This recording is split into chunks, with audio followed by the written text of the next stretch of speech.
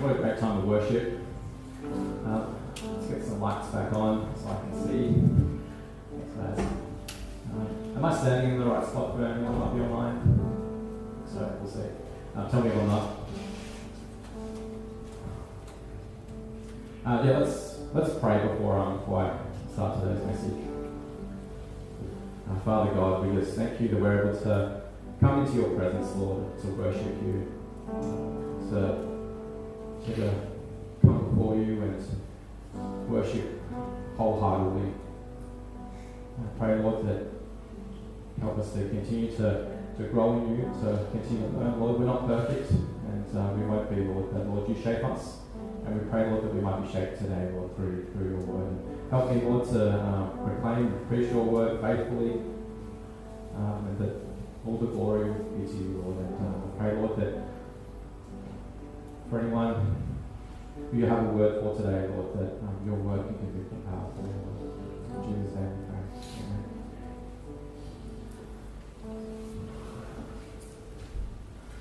Amen. How was everyone's Australia Day long weekend?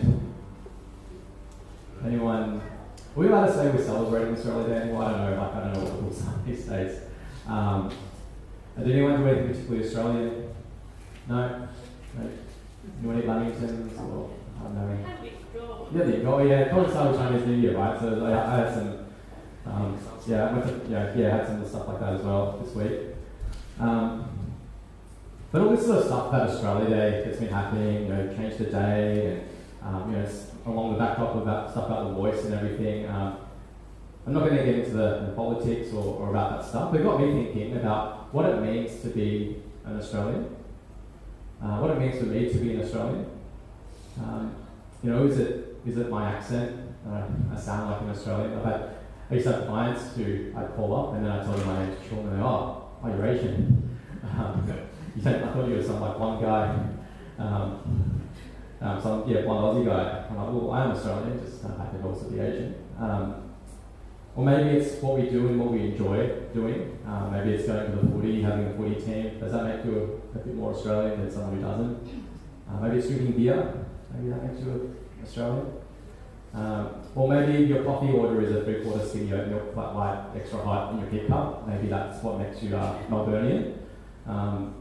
Or maybe it's just your legal status. Is it the fact that you're an Australian citizen, maybe you have an Australian passport? And I think that's a particularly interesting question for us here. I think a lot of us from Hong Kong have Chinese background. Maybe some of you are from Malaysian. Maybe some of us have dual citizenship. So what does that mean then to be Australian? At what point do you feel more Australian than you feel a Malaysian or a Hong Konger? I remember when I was younger, my uncle, I was probably, I don't know, maybe like 5 or 6, my uncle would ask me if Australia and China went to war, who'd you fight for? I think back then, I don't remember, I think I said something like, I'd probably just, sit it out my first or something. I probably didn't say that when I was 5, but that's probably how I answer now.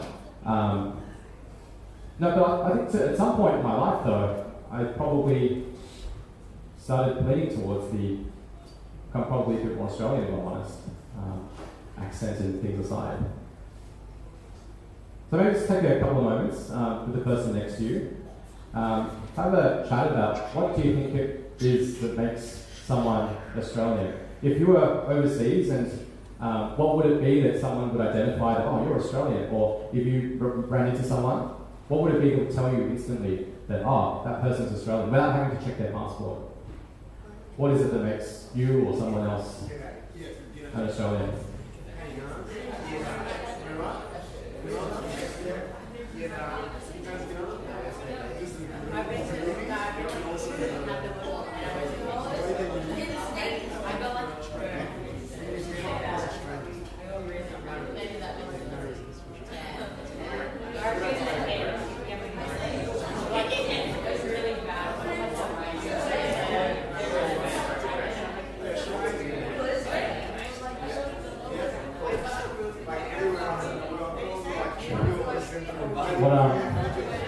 What are some good responses that we've got? What are some particularly funny ones? How you going? How you going? Yeah, that's the sort of things we say. Yeah, good greeting. Yeah, I heard you say yeah, nah. Yeah. Yesterday, Albert said to me yes and no, and I was like, is that your polite way of saying yeah, nah? The way we dress. The way we dress, yeah, thongs and yeah, t-shirt when it's free, t-shirt, a mullet. You still have yours? A little bit. It's pretty tame mullet. Anything else? Christian mullet. Any other answers? Yeah, so the way we talk, the way we dress. Vegemite, yeah, that's not really right. The things we can put up with. Thongs, yeah. So all good answers, right? I think, yeah, you saw someone at the beach wearing, a white beater and thongs and a cricket hat. You probably like, I think he's an Aussie, even before he's opened his mouth, right? But today's sermon isn't about being Australian. It's not really an Australia Day message. But what it got me thinking was, what does it mean for us to be the people of God? So we've had to think about what it means to be Australian, but what does it mean for us to be the people of God, to be Christians? What does it mean to be part of God's church and to be chosen by God? I'll share two stories to start up. First is about a bus driver. I was back in high school. I used to take the bus to school, and back then you used to be able to pay for your ticket in cash. Anyone else ever paid for a bus ticket in cash? Oh, you did, sorry, it's okay. Makes me feel a little bit younger. Blue tickets?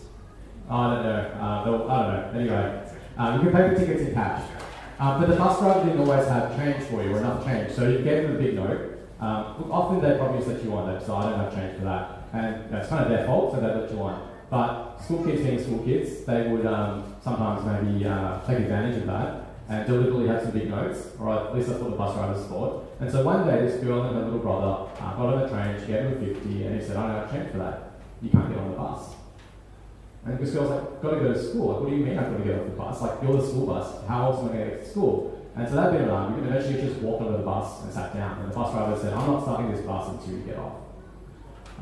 But pretty confrontational. Why this matters is that this girl went to a school called Luther College. Not to badmouth Luther College or anything, but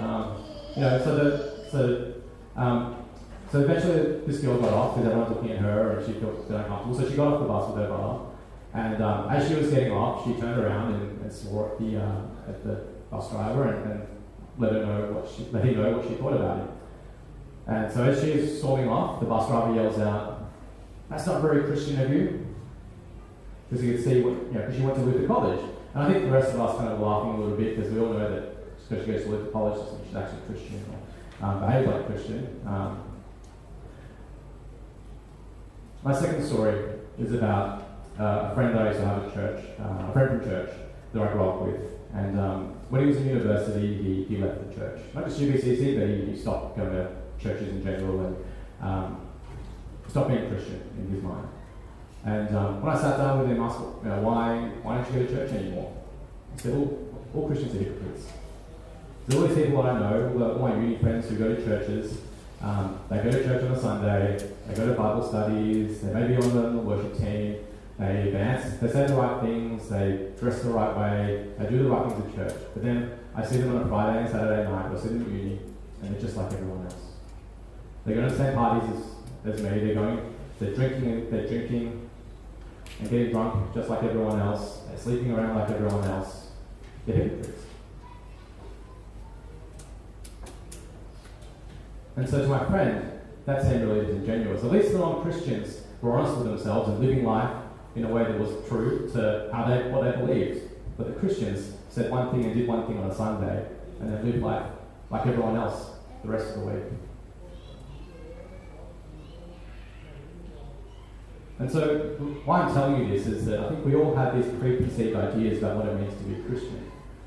Even for you here today, I think we all have preconceived ideas and assumptions about what a Christian looks like, what a Christian wears, how a Christian talks, how we behave. And you might apply that to yourself. And maybe for some of you, that makes you think like, I'm not good enough.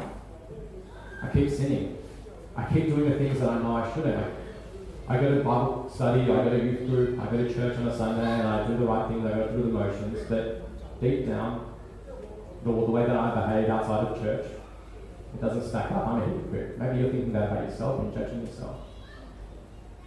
Or maybe, because of these preconceived ideas, we spend a lot of our time and energy trying to do the right things, trying to fit the Christian, what we think Christian should look like. Trying to fit in, trying to live up to the standards that we set for ourselves as Christians. And I think we sometimes apply these assumptions and these notions about what a Christian is to other people as well. And we judge others. We judge people that say they're Christian, or maybe new Christians who aren't doing things the right way, who aren't lifting their hands up the right way in worship, who are singing off key, who are dressing the wrong way, who are saying the wrong things, who aren't doing their quiet times. Maybe we judge people like that. Maybe we judge people from other churches and go, oh, those Catholics, or those people from the United Church, they're not really Christian. They don't believe this, they don't believe that. They do these things and we know you shouldn't. So in today's passage, we're going to be looking at Ezra, chapter 7, 1 to 22. It's about a time when God called his people back, and God had to rebuild his people. We're going to look at the time and how God rebuilt his people and what it means to be God's people. You see, there was a time in the Old Testament, about 500-600 years before Jesus came, that Jerusalem and the temple were actually destroyed. The temple of God in Jerusalem was burnt to the ground, and the walls of Jerusalem were torn down. And not only that, the nation of Israel itself, not just its buildings, but the entire nation was basically demolished. Because the Assyrians, who conquered Israel, they took the people and they exiled them to Babylon, where they lived in exile for 70 years. I was just having to think about what that 70 years meant. That's a lifetime, right? Think about if you were 10 at the time of the exile. So you were 10 years old when the temple was destroyed, when the walls came falling down, when you were forcibly taken away from where you lived. You have a vague idea of what was going on. You have a vague idea that you were Jewish.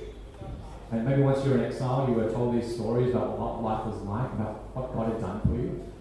But pretty much your entire life, you would know only that you'd lost your identity as a Jew, as an Israelite, that you were taken away, and that you grew up and lived your entire life in Babylon, dressing in Babylonian clothes, learning Babylonian culture and language, given a Babylonian name. Your sense of identity would skew, I think, towards being Babylonian more so than Jewish. Kind of like me, as I grew up and became older, probably identifying more as an Australian rather than as a Hong Konger. Even though I went back here, I got a chance to go back every year to Hong Kong and eat Chinese food and spend time with family there and watch Chinese TV and all that sort of stuff, and having Chinese TV here in Australia. But these Israelites, they were taken and spent their entire lives there.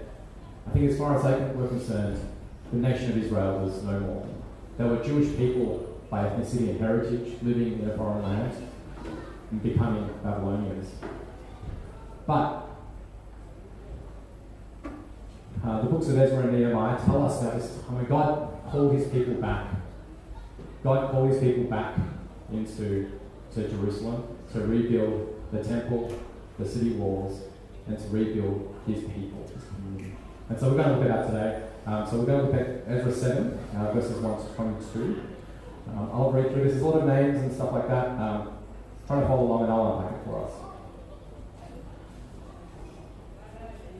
Now after this, in the reign of Artaxerxes, king of Persia, Ezra son of Sariah, son of Azariah, son of Hilkiah, son of Shalom, son of Zadok, son of Ahitub, son of Amariah, son of Azariah, son of Marioth, son of Zerahiah, son of Uzi, son of Buki, son of Abishua, son of Phinehas, son of Eleazar, son of Aaron, the chief priest. This Ezra went up from Babylonia. He was a scribe, skilled in the law of Moses, the Lord, the God of Israel, had given. And the king granted him all that he asked. The hand of the Lord, his God, was on him. And there went up also to Jerusalem in the 7th year of Artaxerxes, the king, some of the people of Israel, and some of the priests and Levites, the singers and gatekeepers, and the temple servants. And Ezra came to Jerusalem in the 5th month, which was in the 7th year of the king. For on the first day of the 1st month he began to go up from Babylonia, and on the first day of the 5th month he came to Jerusalem. For the good hand of his God was on him. For Ezra had set his heart to study the law of the Lord, and to do it, and to teach his statutes and rules in Israel. This is a copy of a letter that King Artaxerxes gave to Ezra the priest, the scribe, a man learned in the matters of commandments of the Lord and his statutes in Israel. Artaxerxes, King of Kings, to Ezra the priest, the scribe of the law of God of heaven. Peace. And now I make a decree that any one of the people of Israel, all their priests, all Levites in my kingdom, who freely offers to go to Jerusalem, may go with you. For you are sent by the king and his 7 counselors to make inquiries about Judah and Jerusalem, according to the law of your God, which is in your hand, and also to carry the silver and gold that the king and his counselors have freely offered to the God of Israel, whose dwelling is in Jerusalem. With all the silver and gold that you shall find in the whole province of Babylonia, and with the freewill offerings of the people and the priests, they are willingly for the house of God that is in Jerusalem. With this money then, you shall with all diligence buy bulls, rams, lambs, with their grain offerings and their drink offerings, and you shall offer them on the altar of the house of your God, that is Jerusalem. Whatever seems good to you, your brothers to do, with the rest of the silver and gold, you may do, according to the will of your God. The vessels that have been given you for the service of the house of your God, you shall deliver before the God of Jerusalem. And whatever else is required for the house of your God, which it falls to you to provide, you may provide it out of the king's treasury.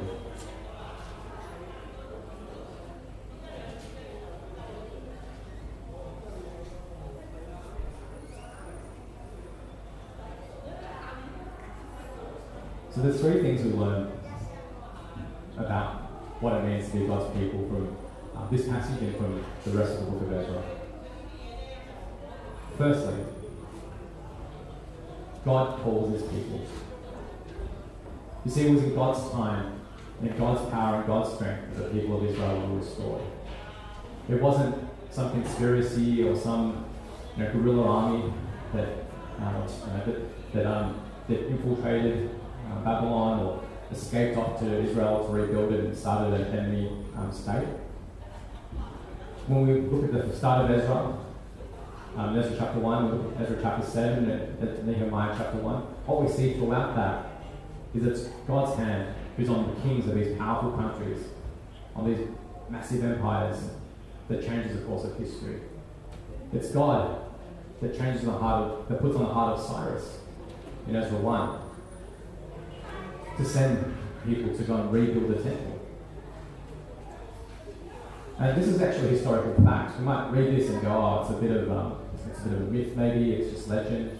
It's actually historical fact that there was a change in policy when the Babylonians came into power, that Cyrus decided that instead of exiling people and bringing people from these countries that they conquered into Babylon and turning them into Babylonians, what they're actually going to do is send them back to the countries they conquered with money and with the resources of Babylon, so they'd feel like they were indebted to Babylon and they'd make the empire stronger. So this is historical fact, and this happened. And so then we see in Ezra, that God puts on the heart of Artaxerxes to send Ezra to go and teach the people Jewish culture, to teach them the law, to teach them to obey it, and teach them how to worship God again, and to pay tribute and to worship the God of Israel. And then we see the same thing in Nehemiah. The king Artaxerxes at that time sends Nehemiah to go and rebuild the city walls so that Jerusalem, the city, can be rebuilt. And so it's God that called for the rebuilding of his people. And for us today, we're not being called to go and build a new city, to go off and rebuild Jerusalem. But in Romans 5, verse 10, it tells us, "For while we were enemies, we were reconciled to God by the death of his Son. Much more now that we are reconciled, shall we be saved by his life. More than that, we also rejoice in God for our Lord Jesus Christ, through whom we have now received reconciliation." See, today, as Christians, we're called by Jesus. We're called because Jesus came and died on the cross so that we might be reconciled to God. Before we're called by God, we're his enemies, we're hostile to him. Maybe you've seen in the news, I don't know, if you guys read the news or watch the news, you might see, I don't know, I feel that there's a lot of hostility towards Christianity, towards people of faith, particularly in Australia right now. You guys might have heard about Andrew Thorburn, who was appointed to be the CEO of the Essendon Footy Club. That's the team that I go for. And he was forced to resign after one day. Why? Because the news started telling everyone, the news found out that he was a Christian. Not only was he a Christian, he was chairman of an Anglican church in the city. And people went through and trolled through past sermons and found some controversial comments or some controversial analogies that they made. But otherwise, this church was not extreme. They're not typical Anglican churches, typical Anglican beliefs. And the set Premier Dan Andrews came out and said that this person Andrew Thorburn, CEO, had extreme views and that the club should reconsider his position. And so he was forced to choose between his job, as his new job as CEO, a $400,000 a year job, and his church. And he chose his church. He chose to resign after one day as CEO of the Essendon Football Club. And that was because the media and a lot of people were hostile to the beliefs of Christianity, and they hounded him out. It wasn't because he'd said anything controversial. He hadn't gone and vilified anyone. In fact, his track record was as a champion of diversity in the other organisations he worked for. But because of his association with the church, because people had found some things they didn't like about that church, because he was chairman of that church and a leader in that church, he was forced to resign. And so this isn't about being persecuted or anything like that, but our nature as people is, our starting point is to be hostile to God, hostile to the message of God, hostile to this idea that we even need God, that we need Jesus. It doesn't compute for us until we're called by Jesus. And when we are, the Holy Spirit opens our hearts and our eyes to him. So that we now suddenly understand. It's like we see the world in a new light. We see Jesus in a new light. And we understand the depth of our sin and why, like Israel, we can't be saved while we keep stuffing up. And why we need Jesus. The second thing we learn from Ezra, about the people of God, is that the people of God obeyed him. Why was Ezra sent by the king? In verse 10 it says, "For Ezra had set his heart to study the law of the Lord, and to do it and teach his statutes and the rules of Israel."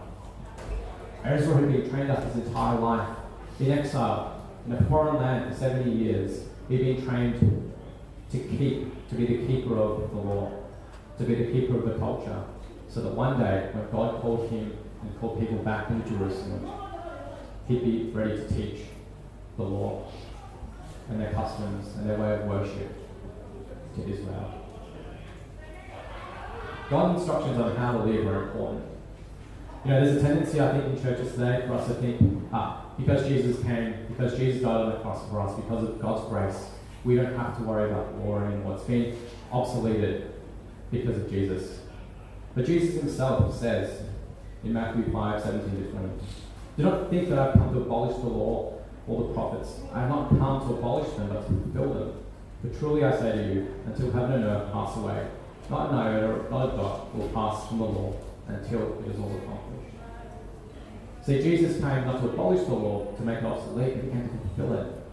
Because the law isn't a set of rules about what we can and can't do. The law given to Israel was to teach them about how they, simple people, just like us, simple people, to come into God's presence, to come into the presence of a holy God, and be the chosen people of a holy God.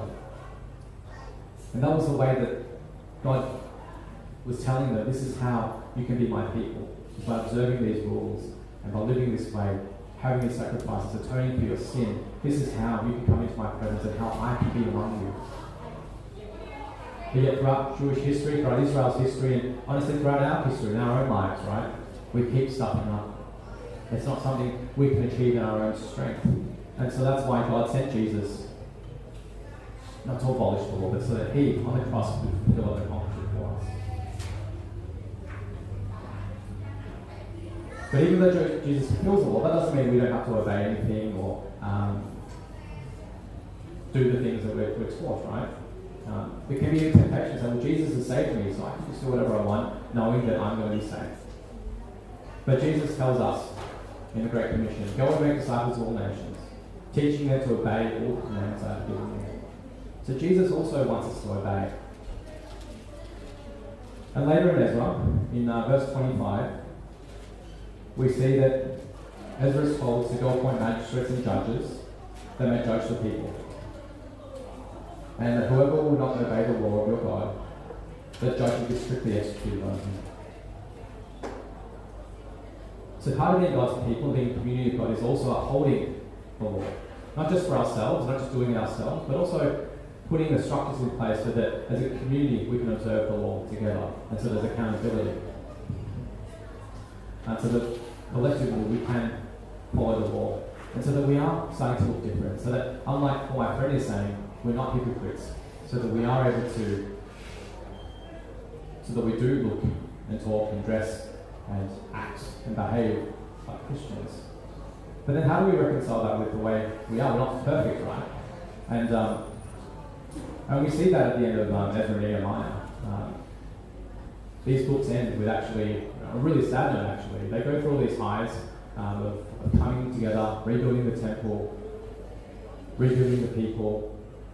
There's some issues, the community sins, but they pray about it and they all confess and they promise not to do it again. At the end of Nehemiah, after confessing and promising not to do it again twice, Nehemiah catches them doing all the wrong things again. And Nehemiah just ends with Nehemiah asking God to remember him, remember what he had done and how good he was. He almost feeling like he lost hope for the rest of Israel.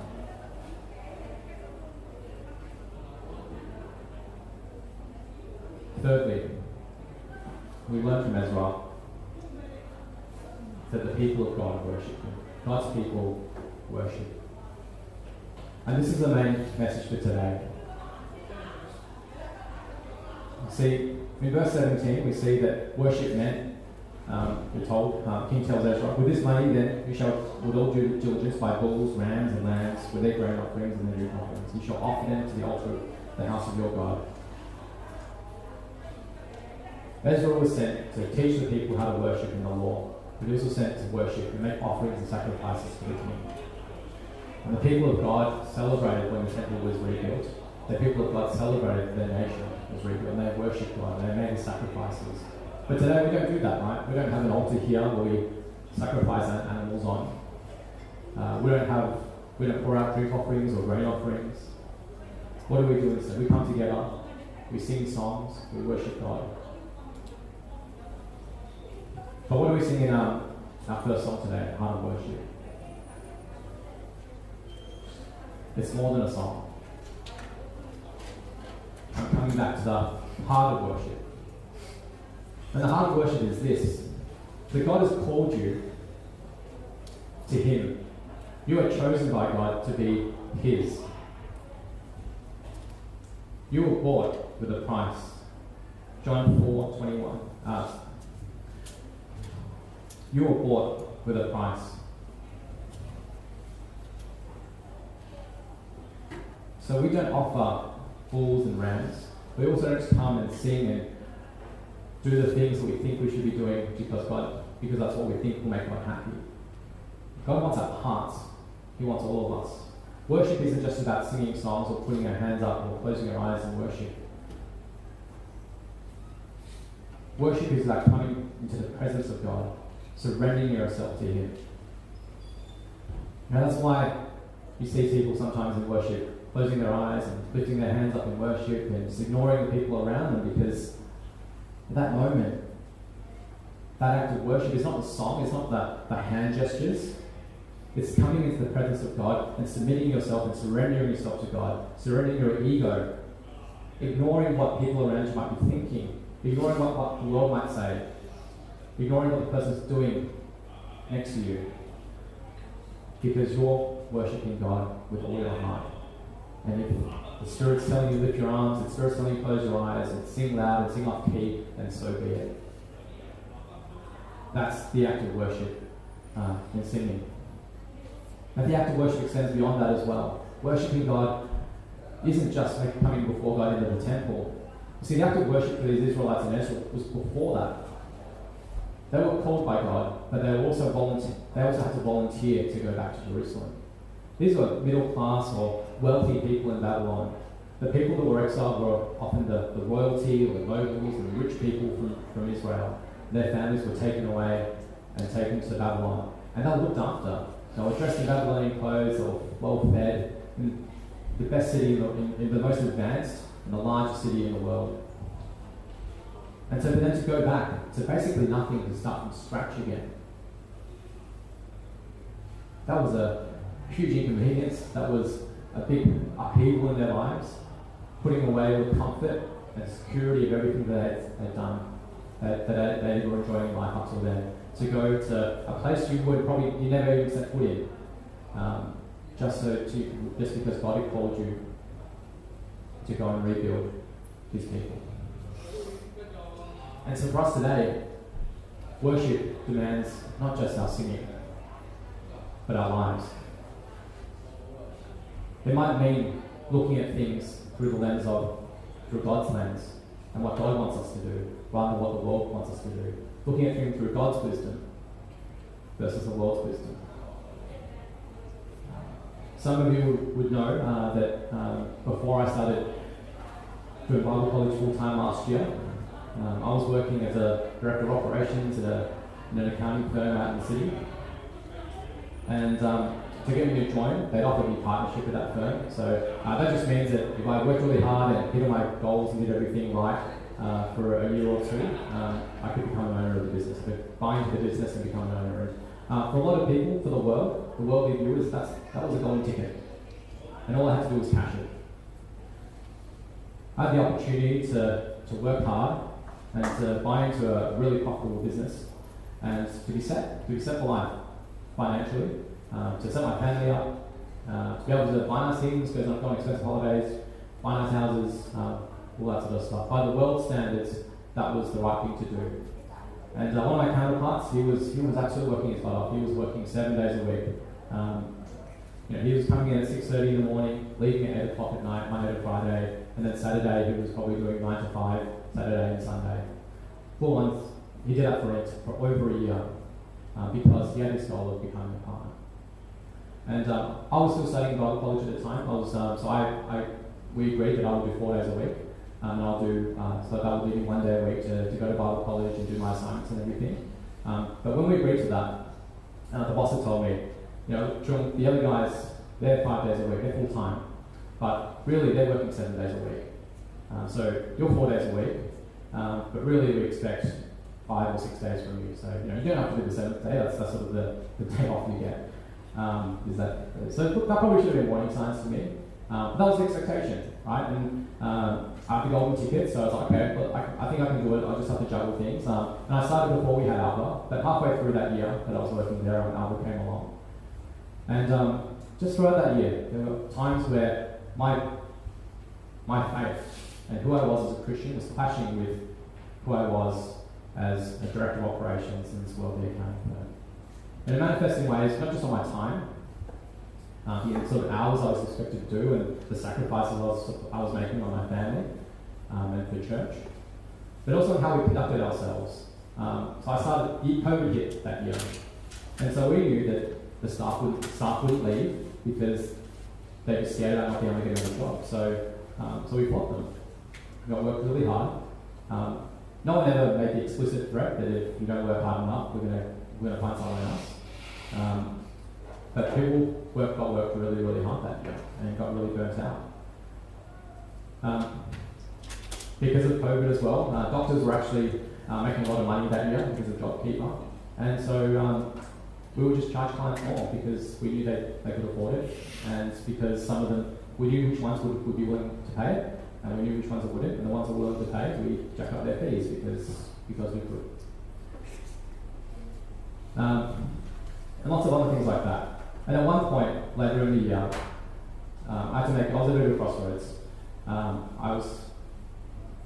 It was obvious that I was having to do a full-time amount of work whilst I was trying to study at the same time. And I wasn't getting my work done. And so I had conversations about dropping out of Bible college or putting Bible college on hold for a while so that I could go full time and at least be paid for the work I was doing. And yeah, that might mean that I have to do even more hours, but I was expected to do that anyway. And so that was a temptation for me, was to choose the world's way and what was worldly wisdom, which was to work hard for a couple of years, cash in this golden ticket, and maybe come back in 5-10 years after I'd made it, after I was financially all sound and sorted out, and go back to Bible college then. So that was a temptation. But in the end, we had to choose, and I resigned from the business, and without knowing what was going to be next, and decided the next year I would go Bible college full time. And praise God that it wasn't a decision I made lightly, but it was also a decision that Julie and I were able to sit down and financially work out. Hey, it's actually not too bad. We were actually able to do this. I could actually take that time off. So that's my story. We all face tough choices, and worshiping God might mean that we need to choose to do the things that are inconvenient to us, to do the things that the world tells us we're stupid to do. But in God's eyes, it's the right thing to do.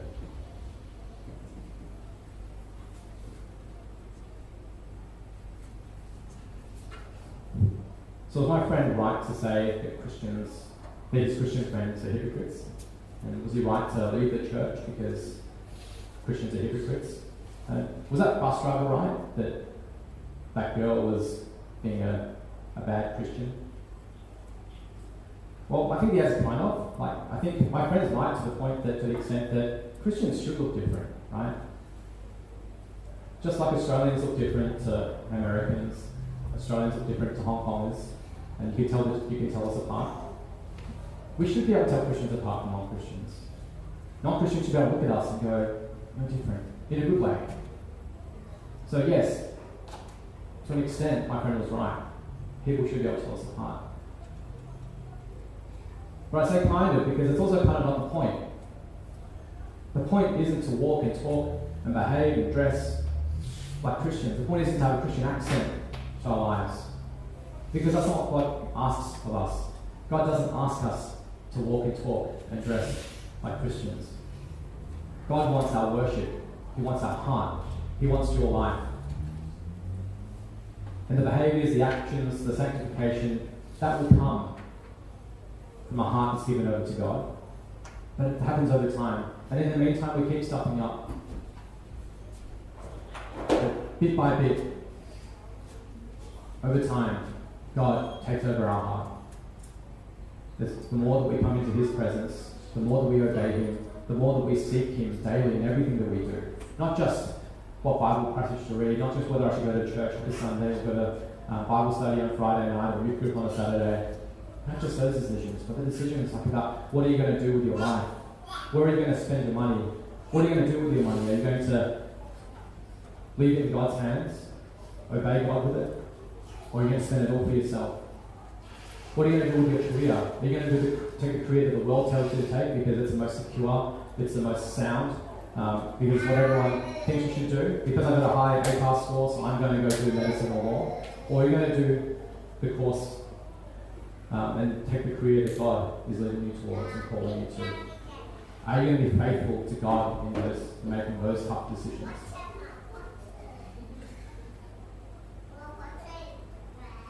So maybe, what does it mean for you? Maybe you're beating yourself up a bit because you keep on sinning, because you know you're not perfect. Because you look at Pastor Phil or Matt or me or Cyrus or other people in church and wow, they're such good Christians, right? The secret is, we're not perfect either. But as people, we don't like going around airing our dirty laundry to everyone, right? The Israelites weren't perfect. We're not perfect. You're not perfect. We keep stuffing up. But that's why we need Jesus. And God isn't demanding perfection from us, but He is demanding that we follow Him, that we worship Him, that we submit ourselves to Him. And eventually, when Jesus returns, that perfection will come. Or maybe for you, on the outside, you do all the right things. You can walk into, you've grown up in Sunday school, you know how to walk and talk like a Christian, you know the right things to say, you know in the Bible study the answer is Jesus pretty much all the time. But inside, is your heart really with God? Have you really submitted your life to Him? Or is it just on the outside, that on appearance level, on the surface level, you're following God? But are you really following God's call in your life and obeying Him, and going down paths and going down ways, places that you don't want to go down, and the world tells you you shouldn't go down?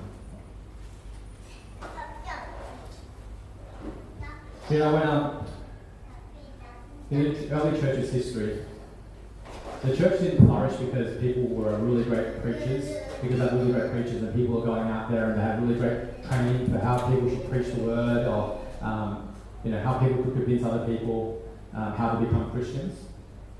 Christianity flourished because Christians lived different. Because Christians were willing to do things, were doing things that other people weren't doing.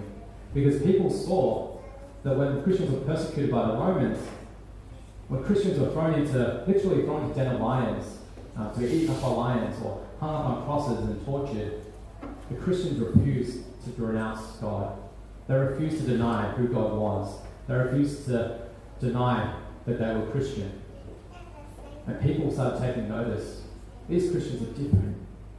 They are so convicted by what they're saying, they're willing to die for it. And luckily, that's not something we often have to do today. But maybe one day one of you guys will be a CEO, or you'll be a really high-flying professional, and you're going to be asked to choose between your job and your faith. How would you respond then? When we live different, the world takes notice, and they ask questions. And even though we might still feel like under siege and the world's still against us, people will ask questions and will want to know more, and want to know why it is that we're so convicted by this faith. What it is about this God, about Jesus, that we're willing to give up things, give up money, give up security, give up careers, give up our time to live for Him. And so it's not because we dress different, do things different, we're dorkier, because we don't swear, because we don't drink. We look different because inside we're different. And that we live that out in a different way to the rest of the world. Let's all stand and we'll sing part of worship.